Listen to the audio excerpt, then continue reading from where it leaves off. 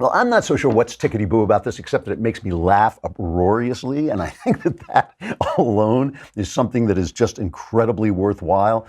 Stormy Daniels has brought out her memoir, and as we might have imagined, it is a coarse, depressing, useless memoir of the fact that Donald Trump did what we all could have guessed he did, which is slept with a porn star, right?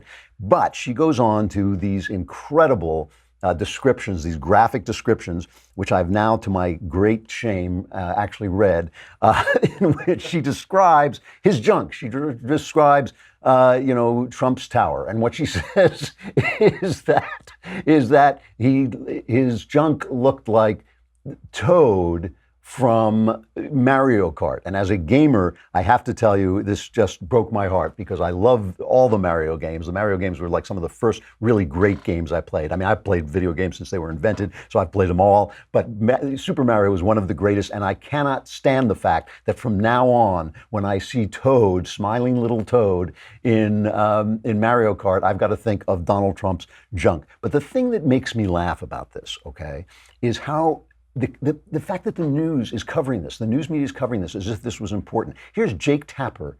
Like, what happened to you, Jake? I mean, Jake, you had a career, you had dignity, you were somebody, now you're doing this. Listen to this. Lots of books claim to be tell-alls, but they don't follow through. Stormy Daniels' new book about her life? It's not that book. Wow, she tells all. From the details of her career in porn, to, yes, being in bed with the future president of the United States and even being able to pick certain parts of him out of a lineup and then being threatened to shut up about it. All these accounts are in there. Jake.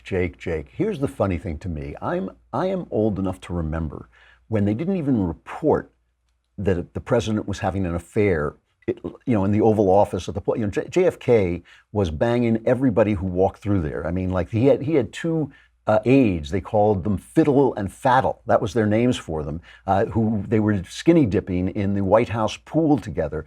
And the press knew all this stuff, and they just didn't report it. And when they first started to report on, back in the 80s, I would say it was, when they first started to report on the sexual shenanigans of powerful people, powerful men mostly, when they first started to report on that, there was this big debate about whether it was relevant, important news because it was the character issue.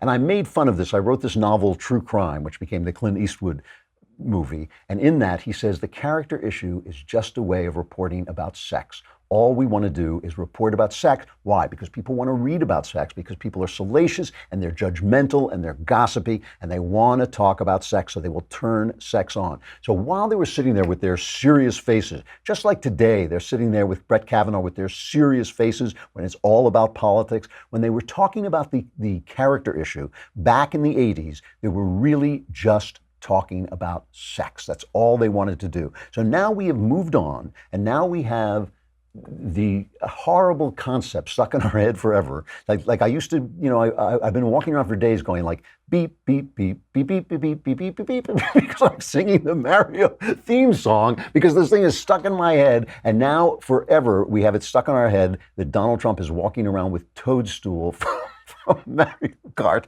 in his pants. And that's the character issue. That's the serious character issue.